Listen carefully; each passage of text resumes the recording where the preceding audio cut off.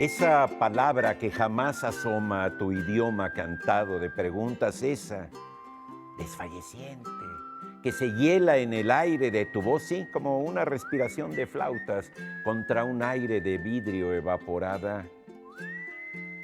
Mírala, ¡ay! Tócala, mírala, ausente toda de palabras, sin voz, sin eco, sin idioma, exacta. Mírala, mírala, como traza en muros de cristal amores de agua. ¿Cuál era la dichosa palabra?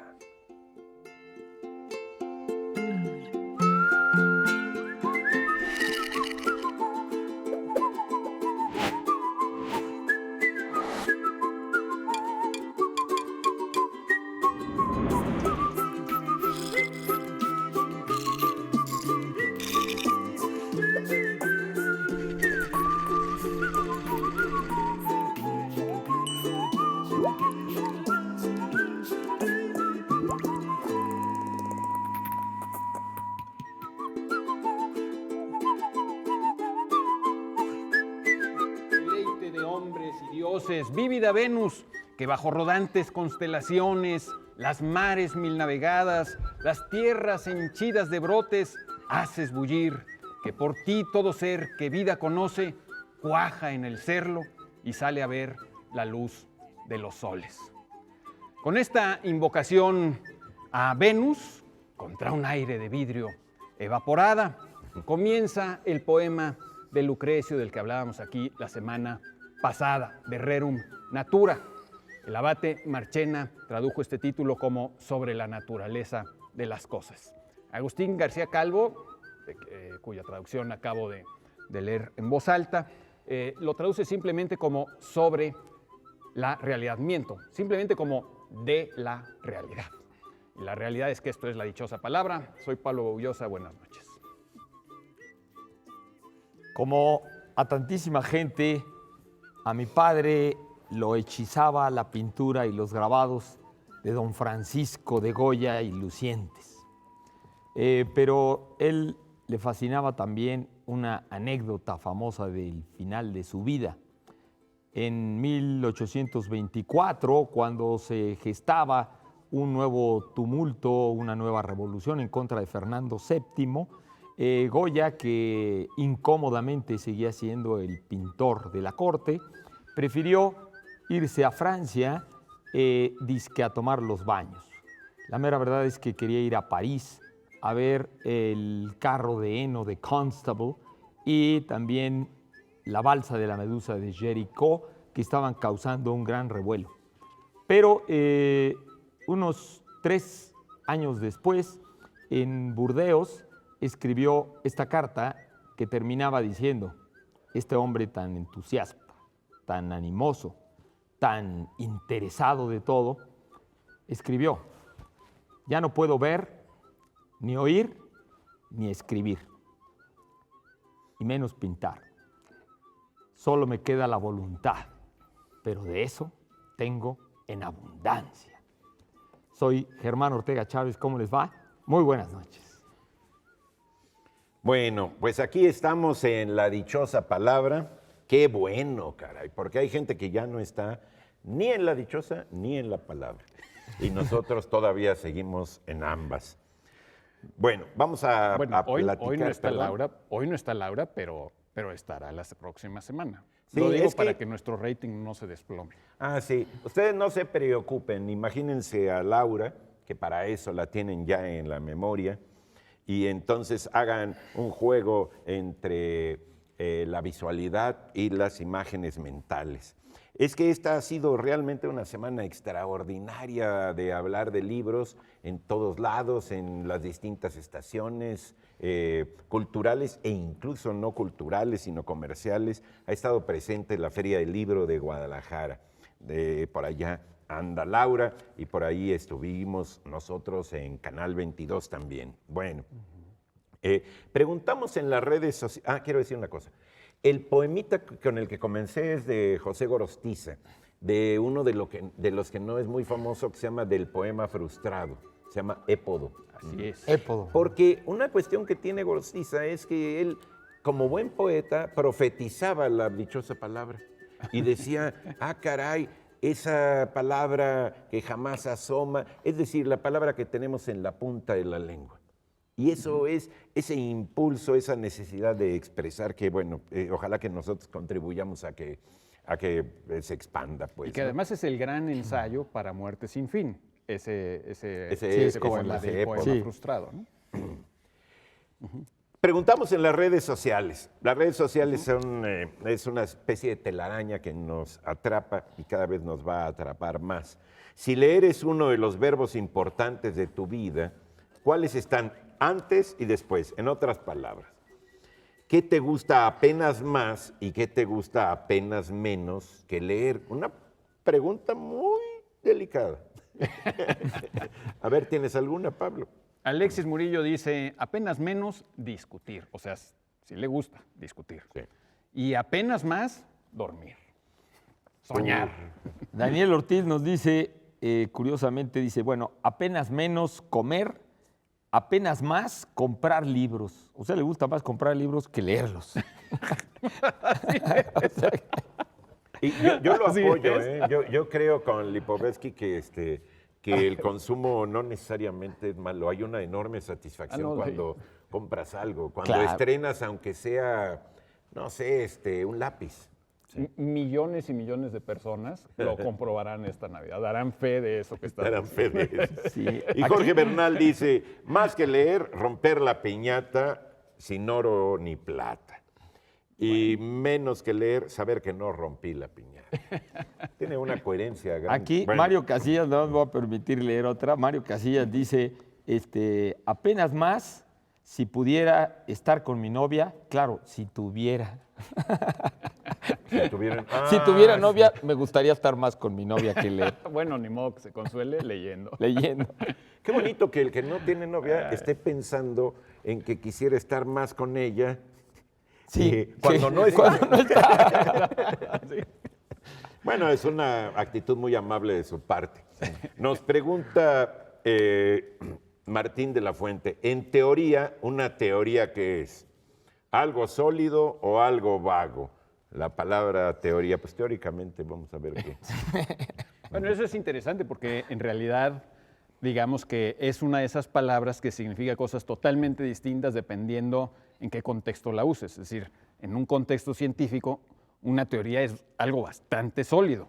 Ajá. Pero en la vida diaria, como usamos la palabra teoría todos los días, es pues una mera especulación, ¿no? Yo Sí, tengo es la más vago, teoría, tú puedes decir, y no es incorrecto, yo tengo la teoría de que los libros que tienen portada roja se venden más que los demás. Bueno, pues es Como tu teoría. hipótesis, como idea. Sí, como pues, opinión, casi, también. como Sí. sinónimo de opinión, que no es algo que tenga ningún fundamento, ¿no? Sí, pero Necesariamente. muchas veces en una discusión la gente te dice, no, pero esa es una teoría, la teoría de la evolución pues es una teoría nada más. No, bueno, espérate, no nada más, o sea, es algo bastante sólido. En ciencia, una teoría es un conjunto coherente, digamos, de conocimientos y de abstracciones que explican muchísimos fenómenos, no solo observados en el pasado, sino observables en experimentación, observables Claro. que sirven para predecir cosas. Es decir, una teoría es ese conjunto coherente de conocimientos. No es simplemente pues, que Darwin opinó tal cosa o que Robert Penrose Claro. opinaba que quién sabe qué. No, espérate, o sea, una teoría es algo muy sólido. Que es curioso eso que dices, porque digamos, en el lenguaje filosófico, que es de donde Sí. proviene la palabra, originalmente la palabra teoría de tea, orios, Tiene que ver con... tiene que ver primero con la misma observar, raíz de teatro, ¿no? De teatro, que no se refería a una visión, orios, de ver, Sí, sí, o sí. sea, era ver algo, pero en el sentido como de un espectáculo, y que aunque no necesariamente tenía que ver con una visión mística, porque uno pensaría que si estaba relacionado con el teatro y el teatro tenía un origen religioso, podría ser una visión mística, No. pero era No, una no, visión no. de un espectáculo religioso, o sea, una procesión y todo, y era más bien el sentido de espectador, o sea, el sentido de teórico, quería decir espectador, y la palabra teórico, por lo tanto, pues cualquiera que iba a una función de teatro, pues podía ser un teórico, que quiere decir que lo que veía que es un poco el sentido ahora popular, lo que veía, pues eso era lo que captaba, nada más lo que captaba. No había un esfuerzo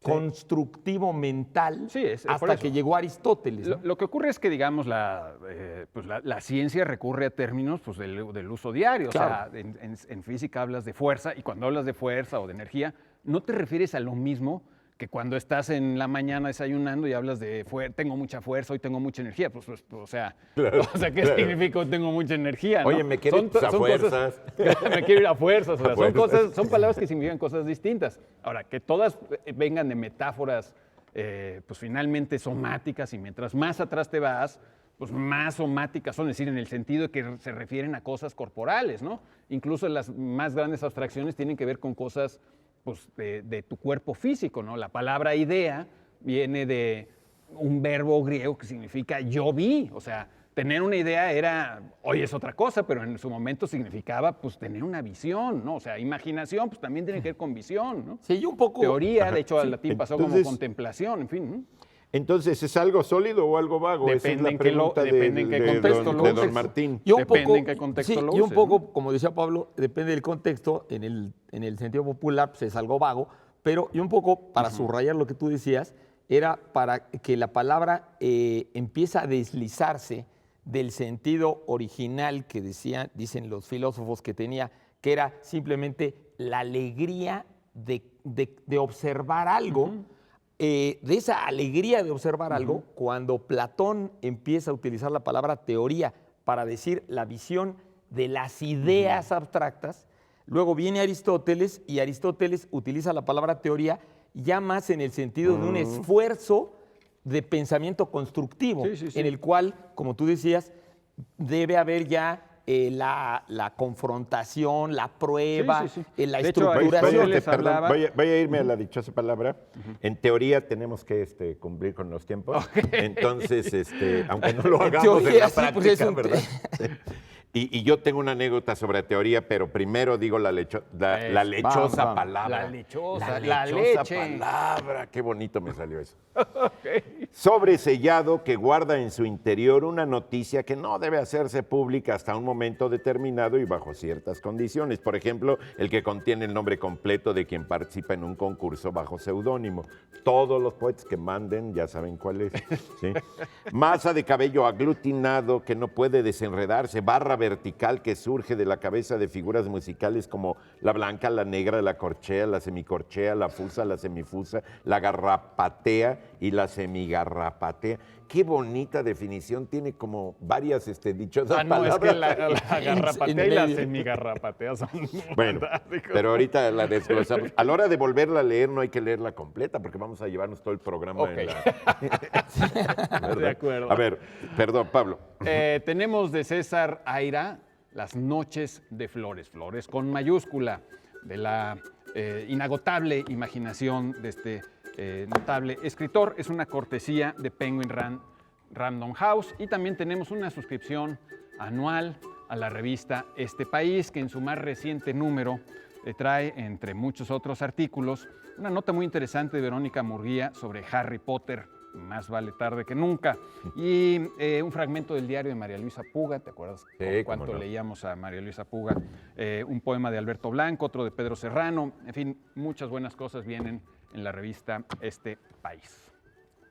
Y para ustedes, el segundo libro de una serie de eventos desafortunados, La habitación de los reptiles, estos libros famosos de Lemony Snicket, de editorial Montena, para ustedes.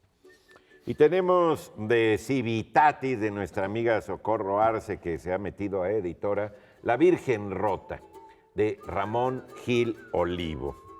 Un muy buen libro. Qué buen título también. La Virgen Rota, y muy bonita portada. Y también tenemos una antología de poemas de mi estimadísimo Ricardo Venegas, uno de los grandes promotores de la poesía en México. La Sed del Polvo, que es una edición de Mester de Junglaría. Junglaría. De la jungla. Y Conaculta. Y vamos a irnos a un corte para no seguir con la teoría de la dichosa palabra.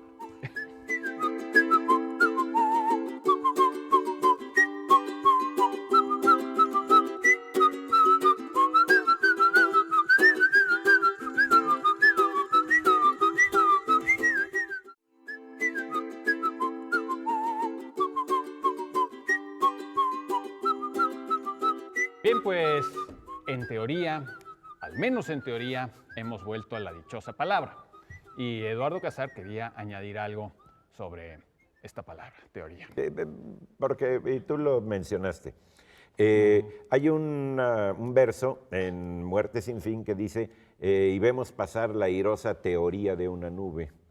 Y yo siempre me había gustado ese verso porque pensaba que era una manera muy bonita de hablar de algo como que se desvanecía y como que era abstracto. Es decir, le aplicaba el sentido de teoría a nivel de concepto. Y un día vi en uno de los artículos de David Huerta que hay una acepción de la palabra teoría que tú mencionaste ahora, que es la de procesión. Entonces, la airosa teoría de una nube puede ser como una especie claro, de la desgarramiento, procesión digamos, de- borreguil, que va haciéndose en el cielo con la nube. Eso sí es un espectáculo, Ese es digamos, un para volver a la raíz Sí, de... Y ya para de- clausurar las teorías. De espejo. Sí, Aristóteles hablaba, cuando hablaba del pensamiento creativo, se refería a la teoría, a la poiesis y a la praxis. Bueno, vamos con otra pregunta como esta de Fernando Martínez, que nos pide que hablemos sobre Tristán. Tristán. Bueno, Tristán, por supuesto, y nos pedía, creo, si no recuerdo mal, ahorita que vi la pregunta, también decir cómo se escribía, si por supuesto se escribe con acento en la segunda sílaba. Tristán es un personaje pregunta solo dice digamos, de las novelas, de las primeras novelas europeas, que estas son las del ciclo artúrico, ¿no? De estas entrelazamientos de historias en el momento en que se colapsaban los últimos restos de las religiones célticas y de las religiones germánicas en Europa, cuando los últimos monjes recopilaban las mitologías de los abuelos de ellos, los germanos y los celtas de Europa, y veían que se estaba perdiendo aquello, y entonces se empezó a transformar toda esta religión, estas religiones antiguas precristianas, se empezaron a transformar en novelas que prácticamente se volvieron como pseudo religiones también para los aristócratas y para las cortes de amor y para todos estos fenómenos medievales de la caballerosidad, etcétera, de la segunda parte de la Edad Media. Pero bueno, Tristán pues es un personaje muy, muy famoso, era un amante famosísimo. Wagner, con su gran ópera de Tristán y Isolda, nos ha llevado al éxtasis amoroso, digamos, con esa música fantástica. Y bueno, el chiste es que Tristán, nadie sabe realmente de dónde viene exactamente la palabra Tristán, que es un poco a lo que iba al principio la pregunta, y es que Tristán se cree que viene de Drus o algo así, que es como roble y que tenía alguna relación con los druidas, porque es un personaje de la mitología céltica, pero algunos investigadores han llegado a especular que probablemente la palabra Tristán, extrañamente, en algunas de estas novelas, sobre todo en el Parsifal de Wolfram von Eichenbach, que es una de las grandes obras de este ciclo artúrico del siglo XIII, hay muchas referencias a Irán, hay muchas referencias a la India, y sabemos que los cruzados que fueron al cercano oriente se empaparon en muchas ideas exóticas completamente del Islam, de los sufís y del oriente. Y bueno, el chiste curioso que aparece hasta en la obra de Wagner es que desde la primera versión del Tristán, que es la historia es una versión francesa del fines del siglo XII, resulta que Tristán se disfraza, es también un mago, y cuando se presenta ante Isolda, él dice, cambia su nombre y cambia las sílabas y dice, mi nombre secreto, mi verdadero nombre es Tantris, o sea, invierte las sílabas, ¿no? Entonces, algunos investigadores han llegado a especular que ya en la Edad Media se conocía el tantrismo, ¿no? Este culto amoroso, ¿sí? tántrico, erótico de la India, y que por eso Tristán, el nombre de Tristán, es como un nombre invertido del tantrismo, porque ¿Y si si mi le nombre funcionó secreto, el truquito?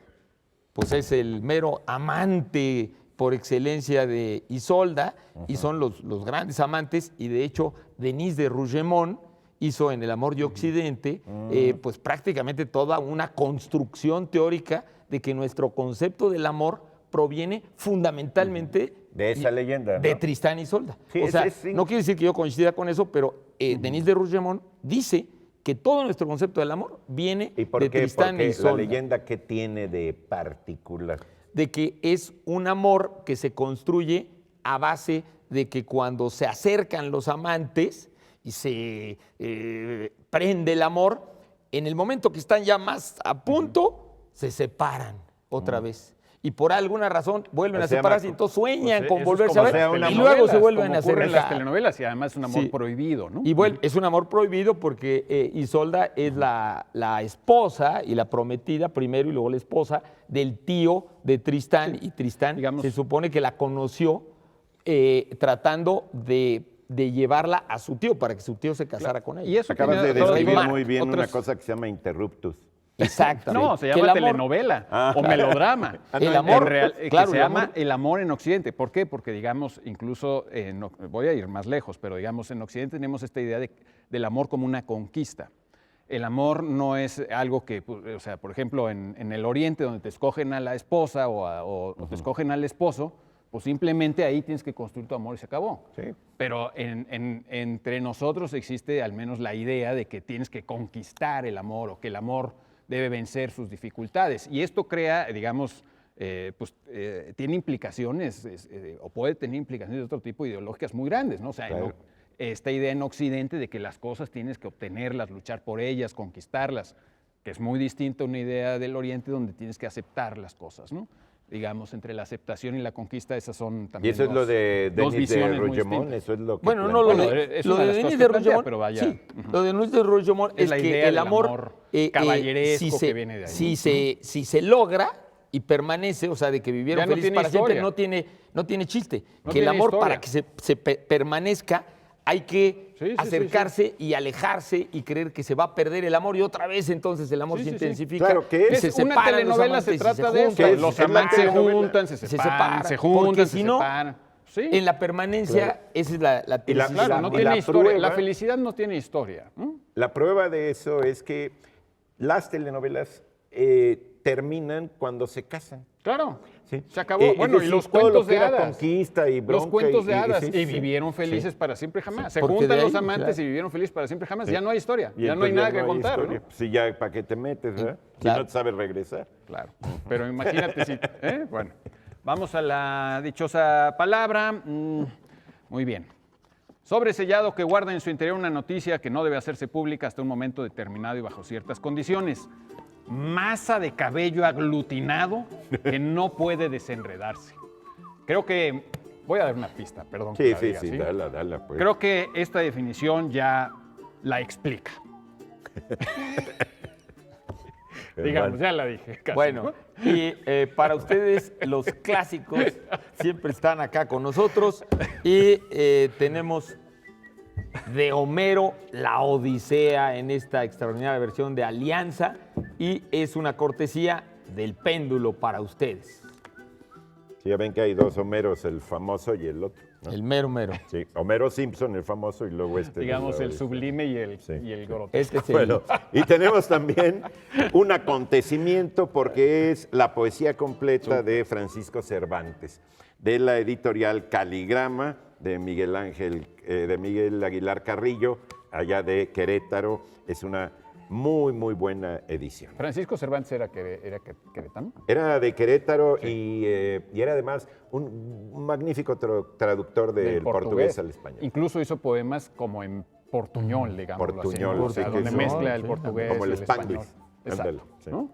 Muy bueno, muy, muy bueno. Y también tenemos ejemplares de esta novela de no ficción del gran Emanuel Carrere, muy celebrado ahorita en la FIL, que lleva por título Bravura, acerca de esa famosa noche en la que se escribió El Frankenstein de Mary Shelley. Ah, mira.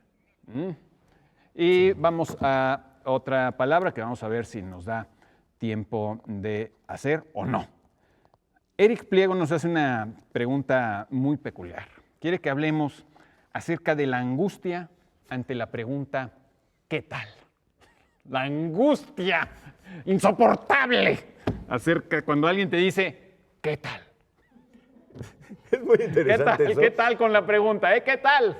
Cundió la angustia aquí en el estudio. Sí, porque parecería que no hay complemento. ¿Sí? Es decir, las preguntas es, ¿qué tal está la sopa? ¿Sí? Bueno, pero la Cuando pregunta, nada ¿qué más tal? sin Así, complemento. oye, ¿qué tal? ¿No? Pues ¿Sí? ¿qué tal qué? ¿Y no? qué tal qué? Entonces, por eso le ha de surgir la angustia a Eric. Eric Pliego. Sí, a pero Eric no hay Pliego, complemento, claro. Porque no hay, pero lo que pasa es que hay una serie de, digamos, de cojinetes de relaciones sociales que son con palabras de amortiguadores, de fórmulas de cortesía, ok, que ok, así ok. son, ¿sí? Son una especie como de colchoncitos y cosas así. Es como Para llevarla suavecita. Pongo un ejemplo, el bueno, ¿sí? ¿Bueno qué? ¿Bueno por qué? ¿Bueno de qué? ¿No? ¿Sí? Es decir, el bueno que nosotros los mexicanos sí. solemos contestar, ¿no? Sí, por teléfono. Contestamos por teléfono. Pero decimos solo bueno. por teléfono. Sí, solo por O teléfono. bueno, casi sí. solo por teléfono. Uno no, tú me hablas y yo no te digo bueno. ¿Sí? No. Sí, no. Eso es por teléfono. Y el qué tal es eso, yo lo uso mucho. ¿Qué tal? Sí. Pero no es para que te platiquen, es decir, es una fórmula, una especie, yo le diría como una algodonosa bola metafórica que te avientan, nada más para que tú la pelotees, pero no es para que tú la respondas literal. Sí. Si tú dices literalmente, si la tomas literalmente, dices, ¿qué tal qué? ¿Por qué no haces el complemento? ¿Qué? ¿Me consideras alguien incomplementario? ¿No? ¿Sí? Entonces, es realmente una fórmula, es como, como muchas de ese tipo de respuestas y de fórmulas verbales Claro. de relación social. Claro, Sí, pero por se puede ejemplo, referir- yo muchas veces contesto el teléfono nada más diciendo sí. Y me han dicho, bueno, a mí ¿Sí no qué? directamente, porque a mí no directamente, pero me han llegado a decir por terceras personas que es muy agresivo. Que contestar nada más sí es agresivo. Que uno tiene que decir bueno, y entonces ya el colchoncito, Claro, no está así el claro. duro de sí. Claro, porque Sí. si tú ¿Qué pasó? contestas sí, te dicen, sí, queca. No, Sí, pues, sí. o sea, parece como que se lo avienta así de No, ¿qué órale, onda, no. qué onda, qué onda, no? Sí. Y como esta es noche de hombres, entonces le ponen, sí, queca. Sí, queca. ¿Qué de qué? ¿Qué de qué? A ver. ¿Qué de qué? Ahora, el qué tal puede referirse a tu vida. El ¿Qué otro tal tu día vida vi o a qué unos- tal esto? vi a ¿Qué unos- tal esto? a unos, ¿no? peleándose. ¿Qué tal esta Sí, cosa? a veces Esta el comida, complemento ¿no? puede estar implícito, pero a veces no Claro, sabes ni no, cuál no, es. ¿no? Sí, que puedes llegar, invitas Sí. a alguien a comer y dices, ¿qué tal, no? Pues que qué tal está aquí presentado, qué tal el espectáculo, qué tal Sí, algo. bueno, ¿no? a veces puede estar implícito, pero muchas veces Bueno, es así en vago, esa ¿no? es otra fórmula. Por ejemplo, la gente cuando está comiendo dice, qué rico, ¿sí? Aunque no le guste. Sí, Porque, sí. porque es una fórmula de amortiguamiento De amortigua- social. Sí, Claro, pero por sí, ejemplo, abres el pastel, lo sacas de la caja, lo pones en la mesa y es muy fácil que alguien se voltee al otro y le diga, ¿qué tal, eh? Sí. Bueno, pues que se entiende que qué tal es El pastel, ¿no? claro, O sea, que hay por lo un que acaba de lenguaje ocurrir, ¿no? gestual ahí. Bueno, vamos a un corte. corte porque nuestros patrocinadores ya están muy ansiosos, tienen la angustia del corte comercial. Vamos con ellos.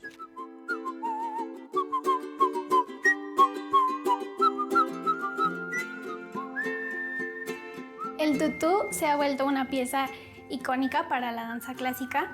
Comenzó como una falda larga, un tutú romántico. Era para hacer que un personaje se viera etéreo, algo mágico. Posteriormente se empezó a recortar la falda del tutú para estilizar más las piernas y los movimientos que había.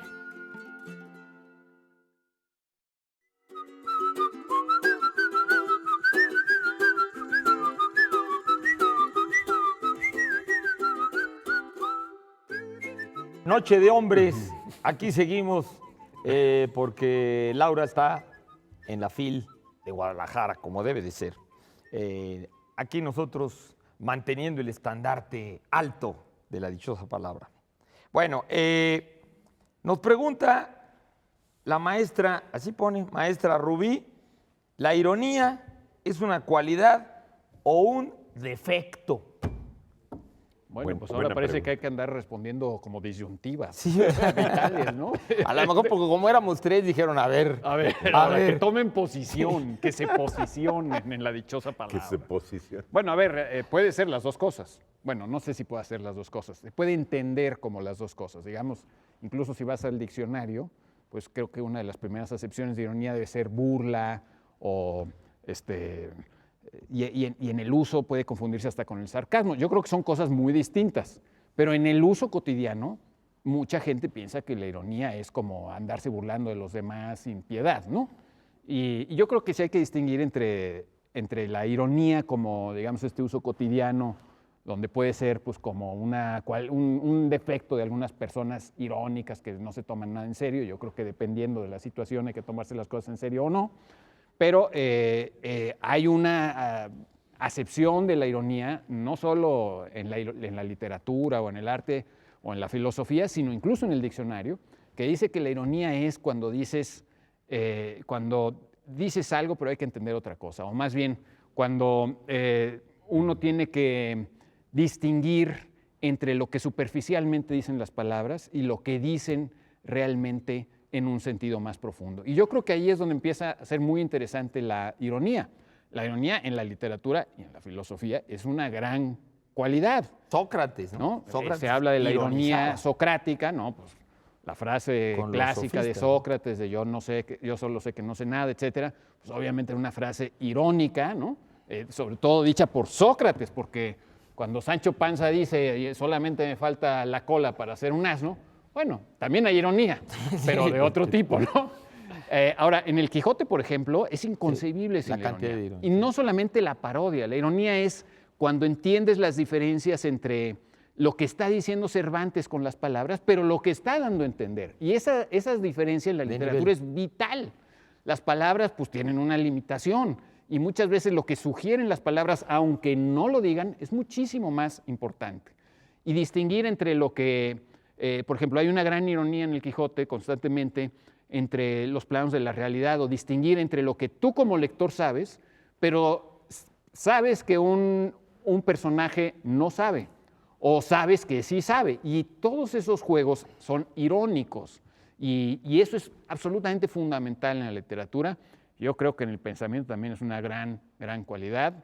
Ahorita mismo se está presentando en la FIL, por cierto, un libro sobre Kiera Negan. Le mando un saludo a Adriana Grimaldo y la felicito enormemente por esa publicación. Y Kiera Negan, entre otras cosas, habla de la ironía como una cualidad muy importante que han de desarrollar todas las personas que se eduquen, ¿no? Como la capacidad de ver más allá de las teorías de las que hablábamos hace un momento, como la capacidad, digamos, de aunque uno tenga teorías, pues entender las excepciones, saberse reír de los fallos, de la capacidad de la mente humana para abarcar una realidad que es infinitamente más compleja y diversa de lo que ninguna teoría o ninguna mente individual puede captar. Y para eso se necesita ironía, ¿no? Como la de Sócrates, precisamente, ¿no? Yo creo que también, digo, además de ese aspecto importantísimo, sobre todo aquí en el mundo de la literatura y del pensamiento y del lenguaje, cuando pregunta la maestra Ruby, ¿es una cualidad o un defecto? Bueno, evidentemente, pues en ese sentido es una cualidad,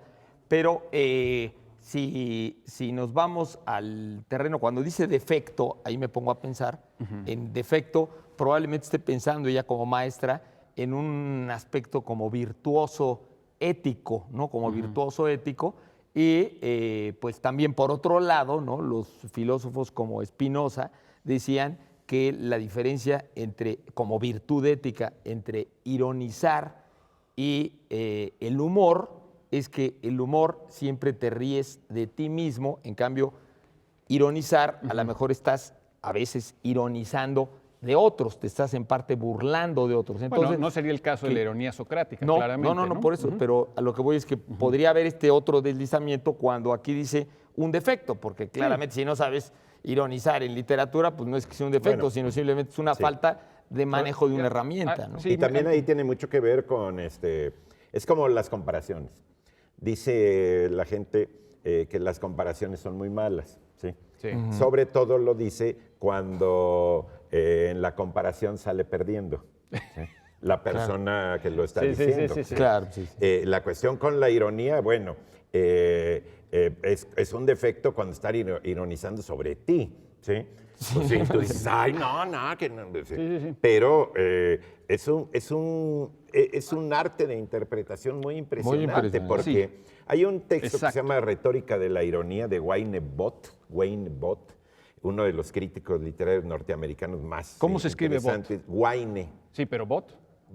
como ambos, B-O-O-T-H. Ah, But, sí. Ah, But, But. como el asesino de Abraham Lincoln, ¿no? Boot. ¿Ah, sí? Wilkes Booth. Ah, fueron dos los Sí, bueno, asesinos. boot es casi como una Sí, boot, cabina, sí, ¿no? sí, sí, Bueno. Bueno, Entonces, pues ese boot, que le ponen doble O y en vez de decir O, dicen U. Qué barbaridad. Bueno, ya ves cómo o sea, son, ¿no? el énfasis echa a En vez perder de, todo. dicen door, ¿sí?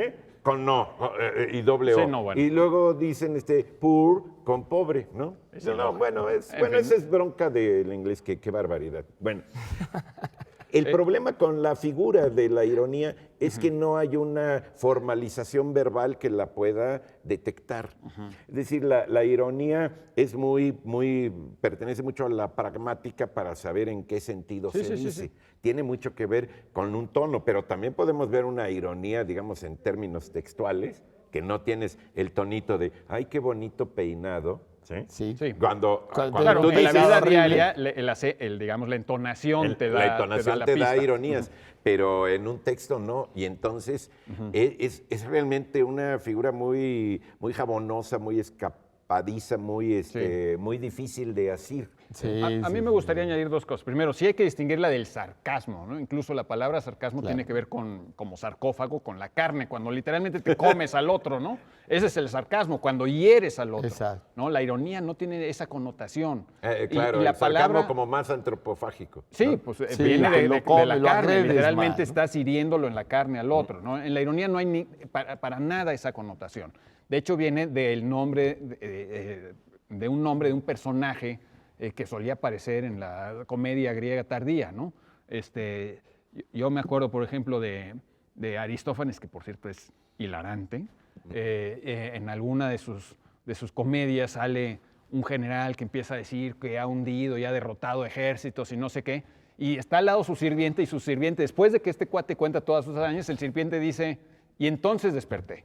¿No? O sea, Sí, ya esa se es lo la acaba, ironía, ¿no? o sea, esa capacidad de ver, bueno, sí, pero, Hay incluso una película de un hombre irónico que se llama Iron Man, ¿no?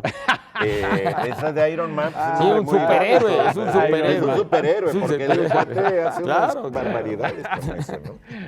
Bueno, ok.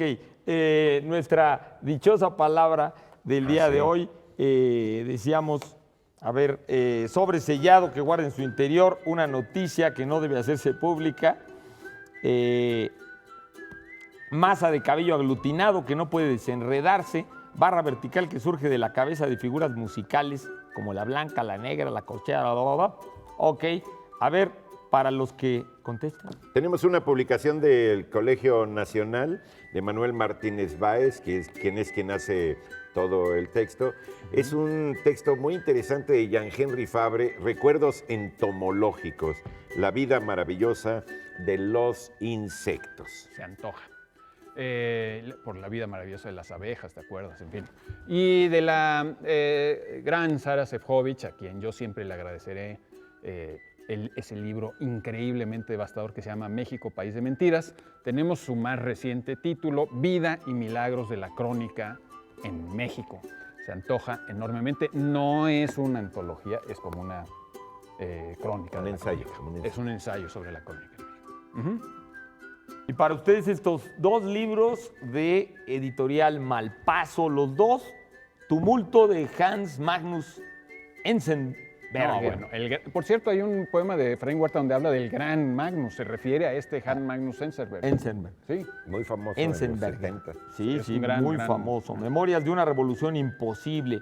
Y de Kate Bollick, Solterona, la construcción de una vida propia. Los dos de Malpaso para ustedes. perdón, se me olvidó decir que el libro de Sara Sefcovic es una cortesía de Océano, Muy bueno. para que Muy no bien. se hundan Yo en el creo que Bueno, océano. ¿tenemos para una palabra chiquita? Muy bien. O sea, Entonces, una palabrita. una palabrita, no una palabrota. A ver, una palabrita, bueno, pues no es una palabrita, pero bueno, podemos seguir en el siguiente corte. Nos preguntan, Citlali Ríos, si pudiéramos hablar de Margaret Atwood. Margaret Atwood, Sí. una gran, Margaret. No está tan chiquita, pero ahí va. premiadísima escritora. Es una escritora canadiense, ¿sí? De frente amplia, ¿sí? Tipo maya. A mí me gusta mucho una novela, incluso la tengo apartada en mis favoritas, ¿sí? se llama Oryx y Crake, o Crack, que es una novela de las llamadas novelas post-apocalípticas. Es decir, estas novelas que están situadas en una temporalidad cuando ya todo el mundo, cuando ya ganó Trump y ya el cambio climático ya devastó todo y así. Es una novela verdaderamente impresionante, ¿sí? Muchos cultivan este tipo de novelas, pero la de Oryx y Crake a mí se me hace extraordinaria. Héctor Toledano, por ejemplo, un escritor mexicano, tiene una que se llama Las Puertas del Reino, que es una novela así, ¿sí? La gente anda por la Ciudad de México, está la ciudad inundada, como suele estar a veces cuando llueve, y andan en canoas, etc. Pero además, la Margaret Atwood es una magnífica poeta.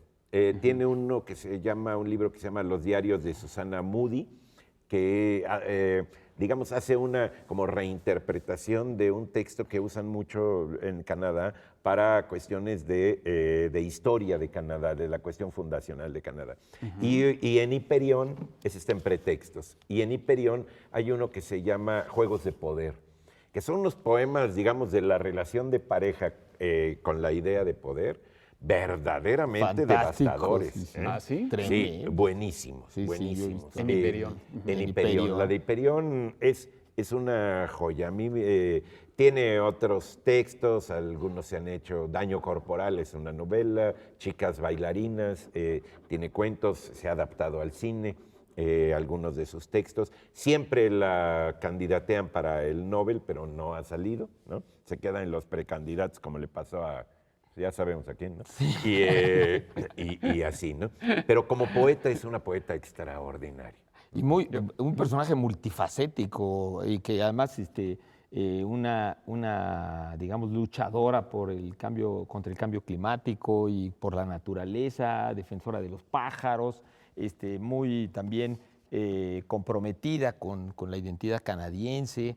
Y ha recibido una cantidad de premios verdaderamente impresionante esta Yo no la he leído como novelista, lo confieso, pero he leído 2 libros de ensayos de ella que me parecen buenísimos. ¿De crítica literaria? ¿De crítica literaria? Bueno, no exactamente de crítica literaria. Uno de ellos se llama Negociando con los Muertos y es toda una reflexión acerca de cómo los escritores, y creo que en general todas las personas que tienen ambiciones de hacer algo grande, tienen que negociar con sus muertos. Cómo los muertos juegan siempre un papel muy importante en la literatura, en la vida de los escritores, e incluso, bueno, no solamente míticamente, sino realmente uno tiene que negociar con los muertos. Significa, pues, no rendirles solamente homenaje, sino pelearse con los muertos, pelearse con esa herencia. Dialogar con ellos, tomar ¿Cómo dialogas? ejemplo. ¿Cómo haces que se qué repita, pero de otra ¿Y forma? pero ese no está traducido al español, ¿no? A lo mejor está traducido, no lo sé.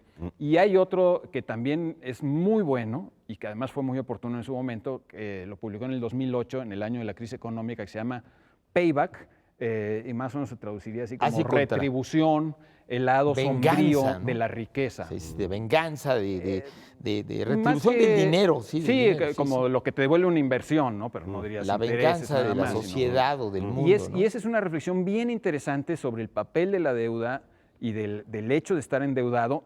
De nueva cuenta, en la literatura, un poco como en Negociando de los Muertos, pues uno está lleno de deudas, ¿no? ¿Cómo pagas las deudas? ¿O qué es lo que esperas de cuando los demás tienen deudas contigo? En la literatura, en la ecología, todo el aspecto moral y psicológico de lo que significan las deudas, que es muy, muy bueno, y que además en su momento, yo creo que ese libro cayó como perla en el 2008, precisamente porque fue una crisis de la deuda gigantesca mundial, ¿no? Pero te das cuenta que es una inteligencia muy preclara, llena una de... mujer muy inteligente. De imaginación y además pues de una erudición también muy importante. Tenemos, si quieren, luego seguimos algo, si quieren decir algo más. Tenemos que ir ahora a un corte, a una pausa, como dice Eduardo, y ahora regresamos.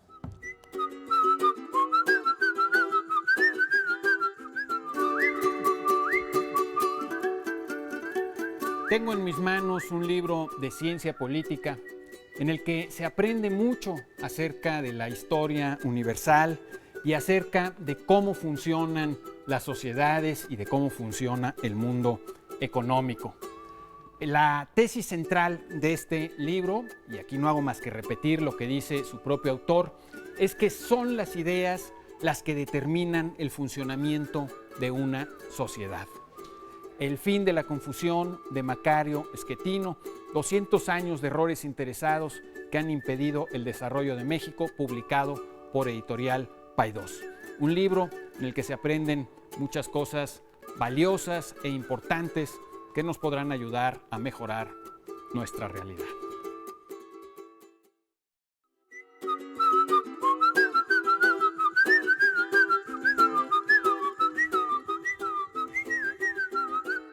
Enos aquí de regreso, pues, en la dichosísima palabra.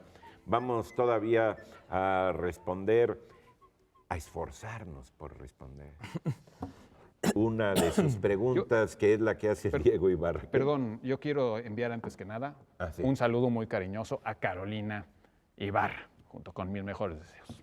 Gracias. Carolina Ibarra, considérese saludada. Sí, con mucho cariño. Sí, así es. ¿Existe alguna relación entre el dios Jano y San Juan? Pregunta Diego Ibarra. ¿Ibarra también? ¿Perdón? ¿Ibarra también? ¿Diego Sí, Ibarra? Okay. O sea, Carolina Ibarra, Diego Ibarra. Está bien. Ibarra. Los hermanos Ibarra. Muy bien, los hermanitos Ibarra. Bueno, la pregunta es una relación entre el dios Jano y San Juan. San Juan yo diría que etimológicamente creo que no, porque el nombre de Juan y de los dos santos Juanes es un nombre que proviene, es una traducción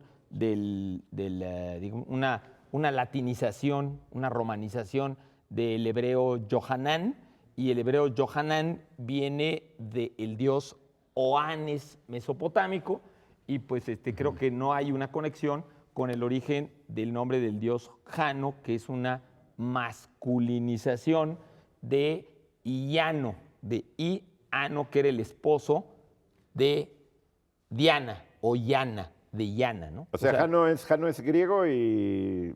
Jano es un nombre latino y en cambio Juan es un nombre de origen hebreo, de origen semítico el nombre, ¿no?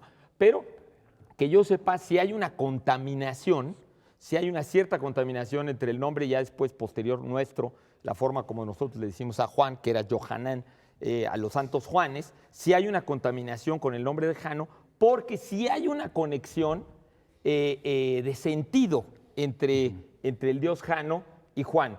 ¿Qué conexión de sentido? El investigador Fraser en La Rama Dorada, y desde principios del siglo XX, y por supuesto muchos otros antropólogos, sociólogos, folcloristas, han hecho la relación de que los dos santos Juanes, o sea, San Juan Bautista y San Juan Evangelista, desde San Buenaventura, desde algunos autores medievales, ligaron a los dos santos Juanes, y nosotros celebramos sus festividades, una muy cercana, la de San Juan Bautista, que es la más famosa, muy cercana al solsticio de verano, que es justo cuando el sol empieza a disminuir, el día empieza a disminuir, el sol empieza a perder, como quien dice, su presencia durante el día. Y la festividad de San Juan Evangelista es muy cercana, es el 27 de diciembre, que nos estamos acercando, y es muy cercana al solsticio de invierno. Entonces, curiosamente, exactamente los dos santos, como uno si fueras, como como si fueran usos horarios o cambios de horario, ¿no? Exactamente, y parecería una coincidencia que los dos se llaman Juan, pero resulta que como se parece tanto su nombre a Jano y los dos son Juan, pues San Juan Bautista abre la vida de Jesús, pero en las mismas leyendas sobre San Juan Bautista, que es un personaje que lo conocemos como historia, todos sus pasajes desde niño, con la Virgen, y luego después cuando está en el desierto, y luego cuando bautiza a Jesús, y luego cuando después lo decapitan, y hay una historia. En cambio, San Juan Evangelista es un personaje que es más una idea, no es una historia. Y por lo tanto, uno es como de la afuera y otro es de la adentro. ¿Y San Jano? Juan Jano es el dios de las puertas de los romanos, es el dios de las transiciones, es el dios de los cambios, y los romanos lo veneraban justo abriendo y cerrando cualquier tipo de pasaje. Y por lo tanto tenía dos caras, una cara que veía al pasado, que era vieja, y una cara que veía al futuro, que era joven. Entonces el dios Jano se le celebra en enero, porque se preparaba el cambio de año en marzo, por eso se llama Januarius, el mes de enero. Entonces hay una conexión, curiosamente, entre esto de abrir y cerrar.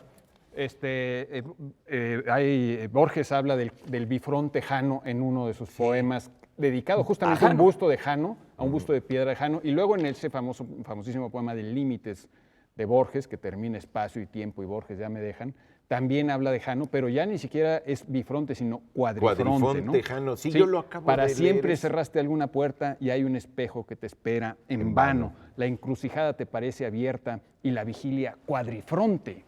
O sea, ya ni siquiera bifronte, sino no solo hacia el pasado y el futuro, sino todavía más. De los cruces. Sí. Bueno, vamos a irnos. Muchos ganaron la dichosa palabra, como Héctor Osorio, Eva Amador López, Rogelio Rebolledo, para que vean que sí estamos en vivo, lo mencionamos. Y la dichosa palabra que buscábamos, la de esta cuestión escondida del nombre, es plica.